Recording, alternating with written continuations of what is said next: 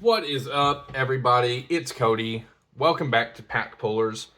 Guys, we have just finished all of our new Grand Archive stuff. We went over some starter decks. We cracked a box. Now it's time to get back into Sorcery. So what we're going to be doing today, this is my favorite deck box, by the way. We are going to be doing our first ever deck tech, and we're going to be going over my favorite deck, the Deathspeaker deck. This is what I've been playing at our locals. It has performed very, very well for me, and I love the playstyle. But enough of an intro. Let's get into it.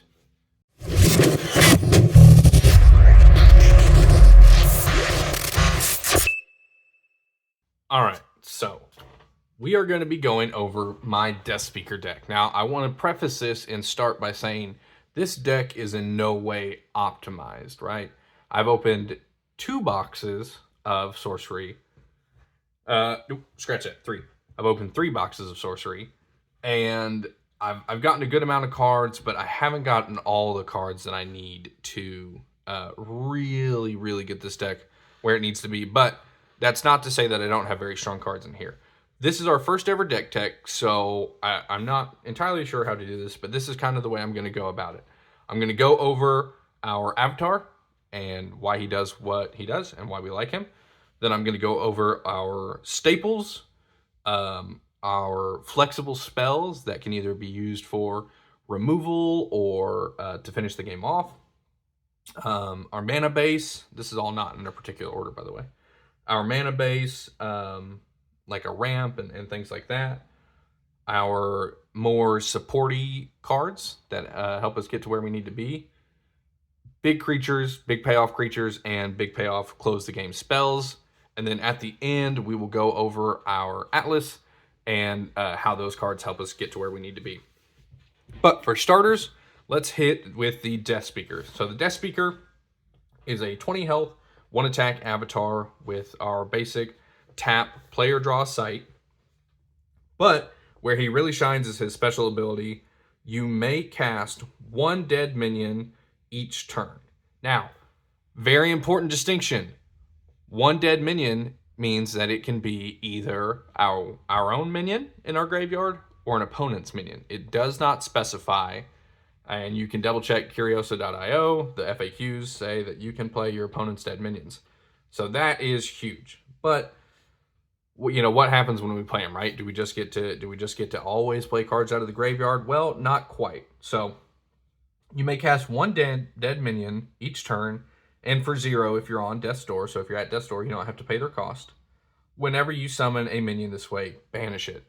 So that is immediate. So whenever the minion comes in, we immediately banish it.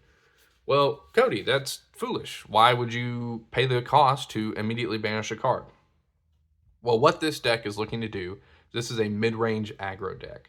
So we are looking to generate value out of our cards. And the way that we do that is by playing some low-cost, high-value minions. So we have 4 copies of Apprentice Wizard. I want to make sure that this all looks good. 4 copies of Vile Imp. 2 copies of Land Surveyor. 2 copies of Highland Falconer. And 2 copies of Sacred Scarabs. Now, does this look good? Oh, this looks good. Wonderful. Very nice. So, why do we play these cards? Well, because most of these cards, with the exception of the Scarabs, but we'll get into that, have a Genesis ability. So when they come into play, their Genesis ability activates.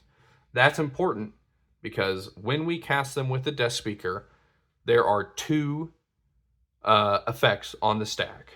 There's the Deathspeaker effect where we need to banish the card that we've just summoned, and then there is the Genesis of the card that we've summoned, and both of those things need to resolve, and we get to choose the order that they resolve in. So the whole idea of this deck is that when we play the card, we're going to get the Genesis ability, and then we're going to immediately banish the card, so it's not usable anymore for that effect. But we generate so much value by doing this. Early game, we're going to be playing the Vile Imps, whether we're being a little more aggressive, and it depends on your matchup too. Whether we're being a little more aggressive with our Vile Imps, we've got a 2-cost, 2-attack unit that on enter deals 2 damage to target adjacent unit. So we're getting those down, we're doing damage, we're being aggressive, and then later on we can play them from our graveyard and just ping for 2 damage, right? Our Apprentice Wizard, 3 cost, 1 attack, okay. But we get to draw a card. We've talked about it in all of our starting deck openings. Drawing a card in Genesis or in Sorcery is so incredibly important.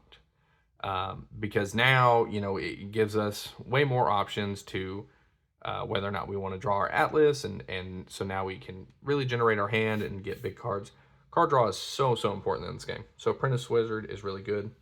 In the same aspect, Land Surveyor, 2 cost, 1 attack, Genesis draw site. Now we don't have to spend our draw for turn on getting into the Atlas. We can keep refilling our hand with threats. And then our last basic unit that we have here is the Highland Falconer. 2 cost, 1 attack, but Genesis, you may search your hand and spellbook for a beast with airborne and mana cost 2 or less. Summon it here, shuffle if needed. So you would shuffle if you went through the deck. Now that's really specific. So we come up with the Sacred Scarabs. Now the Sacred Scarabs do not have a Genesis ability. So this package right here, these 4 cards, kind of use that as a flex spot. If you like them, put it in. If you think there's a different card that you would want, there's no problem taking out the Highland Falconer Sacred Scarabs package. Because once your 2 Sacred Scarabs are gone, even if you pay the cost and bring the Highland Falconers back, you know, they're not going to have any value. They're just going to get immediately banished. So these 4 cards right here are flexible, and you could take those out as needed. But that is our basic package and gives you the idea for the deck. So we are paying these cards, we're getting the value off them, we're, you know, kind of pushing through the game, and then as they die, as our opponent uses their resources to take them out, we're just going to play them for free like we have a second hand out of our graveyard and get some extra value with it. Now, speaking of value, what helps us get value? Well, I said we do have some good cards, and we definitely have good cards here. This is our mana value package. So we have a Philosopher's Stone, a Ruby Core, and an Onyx Core here. It would be wonderful if I had the Amethyst Core for our Air Threshold, because this is a 3-color deck. This is a Fire, Earth, Air deck, and we're using all these different pieces to help us generate as much value as possible. So in order to do that, playing a 3-color deck, we have to have the threshold that we need. And then just being able to provide extra mana is super good. And Philosopher's Stone, anybody that knows Sorcery knows Philosopher's Stone is ridiculous. In our 3-color deck, this is up to a 3 mana discount per turn. And that's just wild. Because it's the first spell of each element. So if we play a fire spell, it's going to cost 1 less. If we play an air spell, it's going to cost 1 less. If we play an earth spell, it's going to cost 1 less. So our mana package here is super important because we have some higher threshold, higher cost cards, and in order to get there, we need to have the mana and have the threshold. With that, with our cards, we have some flexible spells here. Let's see here. We have 2 Common Sense, 2 Firebolts, 2 Minor Explosions, a Heat Ray, and a Lightning Bolt. And these are, the Common Sense not so much, but the rest of the package here are just flexible damage spells that we can either use to ping off some targets of our opponents, maybe get rid of some high value targets, maybe use a Heat Ray to cleave through, if they're a real aggressive deck, cleave through a bunch of enemies, so we're not getting pounded on, because we're not super defensive, right? And then, or maybe we can use it to close out the game, right? They've gotten away from us, they're hiding on an island somewhere, and we need a Lightning Bolt or a Heat Ray or something like that to finish them off. Past that, Common Sense is just such a great card. Search your spellbook for an ordinary card, reveal it, and put it into your hand, shuffle your spellbook. Anything that tutors is always super good. So we stick Common Sense in there to help us tutor. But then the Firebolts, the Minor Explosions, the Heat Ray, and the Lightning Bolt, really flexible spell package just to help you get to where you need to be. Whether that means dealing damage or removal or dealing direct damage to your opponent's face. Now, our next package is the support package. So these are just cards that help us do what we want to do. And these are two really important things. The Angel's Eggs are just such a cool card, so wonderful. At the end of each turn, the controllers of Angel's Eggs sites heals 1 life. So we've got 2 Angel's Eggs. At the end of each turn, we're healing 2 life. Now, if we get put on Death's Door, these are irrelevant anymore. You can't gain life when you're on Death's Door. But to help us stay in the game, especially against aggressive decks, these are absolutely vital. It's amazing that it's such a cheap card because it's so helpful. It by itself has won me a ton of games. Next to that in our support package is the Summoning Sphere. So this is an aura that lets us summon minions to the effective sites. So we're dropping this on our opponent's side of the board. Maybe they're playing a slower deck and we want to be more aggressive. So we drop a Summoning Sphere and then we just start throwing down, Vile Imps on top of them, pinging their champion for 2 damage, and then, getting aggressive. We're bringing in the Highland Falconeers and dropping Scarabs, an air raid right on top of their head. And now we get to be the aggressor. So our support package does 2 things for us. It either lets us sit back and take our time against aggressive decks, or it lets us be the aggressive player. Really, really flexible cards here. Really lets you kind of pick your matchup. Next up are our high value game finishing minions. So we have 2 of the Deathspeaker Vampires, 2 Nimbus Gens, 2 Grandmaster Wizards, and a Death Dealer. Huge package here. Deathspeaker Vampire, incredible card. 5 cost, 4 attack. Airborne is awesome. More importantly, damage dealt by the Deathspeaker Vampire strikes heal you. That is huge. Now, important note, attacking sites doesn't count. You can't heal off attacking sites. But anytime that they strike a unit, you're going to gain 4 health. That's awesome. I mean, what more can you say about that? The Nimbus Gen, 6 cost, 4 attack, airborne unit. But more importantly, discard a spell, deal 3 damage to another random unit. Here at this location, that by itself can absolutely wipe out your opponent in a turn because you can do it multiple times in a turn. There is no cost associated to it. You don't have to tap the card. All you have to do is just start dishing cards out of your hand. Well, why would we want to dish cards out of our hand? Why would we want to discard cards? Then we don't have any cards in hand. Well, that's where the Grandmaster Wizard comes in. 6 cost, 0 attack. Sounds kind of useless. Oh, Genesis, draw 3 spells. That's huge. Drawing 3 cards is ridiculous. Being able to do it twice because your Grandmaster Wizard died and now you get to do it again, potentially for free if you're on Death's Door, absolutely insane. So you're drawing your cards, you're using your Nimbus Gen, you're discarding cards into your graveyard. Oh, wait, I'm just going to play those cards out of my graveyard because of my Deathspeaker's ability. Absolutely bonkers. And speaking of death, probably the most insane card in our deck. It's a one of course, because it's a unique card, and if you had more than one, that would be broken. The Death Dealer, 7 cost, 4 attack, Genesis, kill all other minions. A board wipe is absolutely insane. A board wipe that lets you keep a unit on the board, and now you've got the momentum because you're the first one on the board. Absolutely ridiculous. And then again, because of the nature of our deck, the potential to do it twice, even though it's a unique card. If it dies and goes to the graveyard, now, and that could even play into mind games. Your opponent kills it, it goes into the graveyard. Well, now because here's the thing, your opponent, kind of knows what's in your quote second hand, right?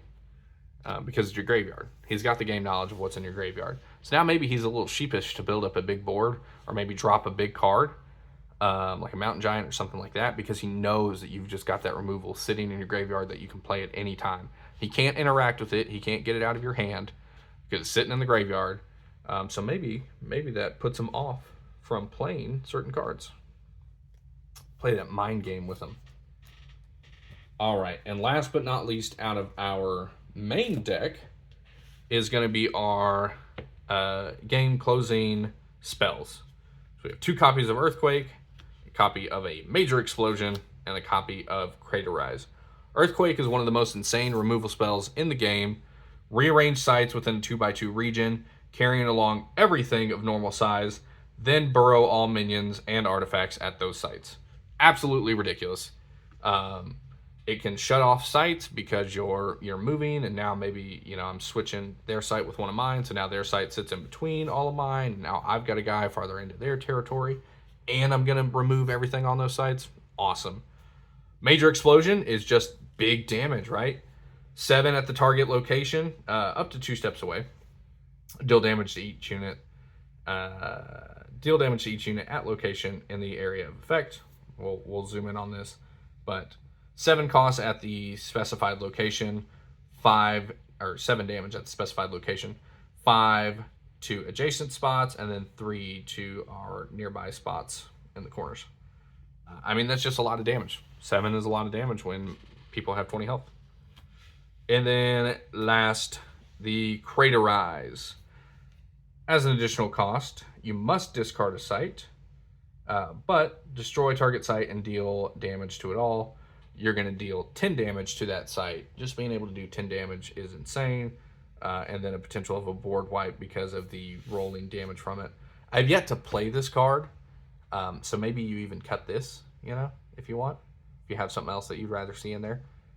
But I have no doubt that it could absolutely close out the game if I needed it. I've never played it, but I have no doubt that it would close out the game. So that is the last bit of our main deck. Now let's get into our sites.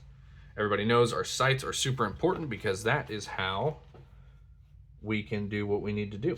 So we run, as I'm sure you could guess, lots of dual lands. So we've got the ruins, we've got windmills. Find all my dual lands first, and then we'll talk about everything else. We run the steppe. So these are both air fire threshold. This is air earth threshold. Ruins. 1 steppe. I should probably have more. I should really have 3 ruins and 3 steppes, but I don't. The color Out of Space is just wild because it gives you all the threshold, assuming that is adjacent to the void. But just being able to get 3 threshold off 1 card is great, especially in the early game when maybe you're struggling a little bit. Late game, maybe this isn't adjacent to the void anymore. Not a huge deal. Oh, there's my other steppes. There they are. So we got 3 steppes. We run 1 arid desert just to kind of flesh things out, because, like I said, especially in the land department, this deck is not fully optimized, but you guys get the idea. We run, trying to make sure everything looks good here. We run 1 of each tower: Dark Tower, Lone Tower, Gothic Tower. Air Threshold, good. Mana ramp for a turn, also very good. Help us cheat out some cards. In a more defensive play, we have the Gnome Hollow. Units with 3 or more power can't enter this site. Again, maybe we're playing against a super aggressive deck. Oh, hang on. We have another arid desert here. Maybe we're playing against a super aggressive deck, and we want to slow them down a little bit, making sure that they can't enter our site. That would help. Same thing with a Quagmire. Quagmire gives us Earth Threshold and Genesis. Until your next turn, units are immobile while they occupy nearby sites. So that will help slow down our opponent. We run 2 Updraft Ridge. Help our airborne minions maybe get to where they need to be. +1 movement is crazy, especially with airborne units because they can move diagonally. And it gives us air threshold. So again, you can probably switch that out for something else, but it helps. You know, it gives us the threshold we need, gives us a little bit of utility with the extra movement. Our last 2 are doozies, both unique sites. Vesuvius, which is a crazy card. If you can't grab it out of a box, you can get it out of the starter deck, which is where I got mine. I took it out of the fire starter deck. But gives you fire threshold, gives you your mana, and then late game, or maybe early game if you start drowning, you got 3 fire threshold, sacrifice it. Each unit occupying nearby sites take 3 damage. I really like, if I'm playing a little more aggressive, I like to build out towards my opponent and then drop a Vesuvius and have that be a lingering threat for the whole game. If you summon a bunch of guys, I'm going to blow it up and I'm going to wipe them. If you are getting really, really close to death's door, I'm going to be a little aggressive and I'm just going to pop it for 3 damage. Really versatile card. I like it a lot. But our most important land, in fact, we're gonna clear everything else off here. Our most important site that we have is called the Geistwood. We'll probably zoom in on this. Super cool card, a unique site. Genesis abilities here are also Deathrite abilities. So now we get 2 procs of all of our Genesis abilities so long that they're on this site. Double the card draw, 4 damage off of Violamp, summoning 2 Scarabs, you know, with our guy, drawing 6 cards off the Grandmaster Wizards, all assuming that they die on this site. Now, an important note, TM, the banish effect from the Deathspeaker does not trigger Deathrite. So later in the game, when you are summoning, you know, I've got my Deathspeaker here. Well, it doesn't even have to be on that site, but I'm summoning cards out of my grave, and I'm going to summon a Grandmaster Wizard. All right, Grandmaster Wizard comes in from the Deathspeaker ability here. I'm going to draw 3 cards off its Genesis, and then it's banished. Banished cards do not trigger Deathrite. So that's probably for the best, because then you could consistently get, you know, double value immediately off the cast, instead of having to play the game of making sure your guys die there. You can just summon them and immediately banish them there. That would kind of be ridiculous. But guys, that is it. That's the deck. Let me know what you think. I mean, this is the first time we've ever done something like this. I'm not super used to it, but that's the rundown. That's the Deathspeaker deck that I do. This is a mid-rangey value deck, which is probably my second favorite play style, like across all card games. My favorite is definitely big stompies, right? But I haven't really found that in Sorcery yet. So this mid-range value deck is awesome. Value is one of my favorite ways to play because it makes the cards work for you, and it just feels good to play cards and then like get more cards, get value off the cards. But value-oriented decks are super fun. So let me know what you think about this. Do you want to see more deck techs? Do you want to see, you know, further breakdowns of other decks? This is different because this is the first Sorcery deck that I have built, so we're not going over a starter deck. So let me know. Do you want to see more videos like this? Do you want to see more gameplay? Let me know what you guys are thinking right now, because we're kind of in a point to where, you know, we keep opening stuff, which is super fun, but I want to give you guys what you want. So if you want to see more content like this, or you want to see some more gameplay, maybe you want to see me film at my locals, like a play night at my locals, that would be really cool. That would be up to the store owner and the guys that I play with, if they're cool with that. So you guys, tell me in the comments down below. Like the video, subscribe if you haven't. We'd love to have you here. This is a super close community. We play games together and we have fun. And speaking of fun and community, shout out to our Patreon subscribers, Caleb, Sam, and Adam. You guys rock. We would not be here without you. And that is all for today. Bye, everybody.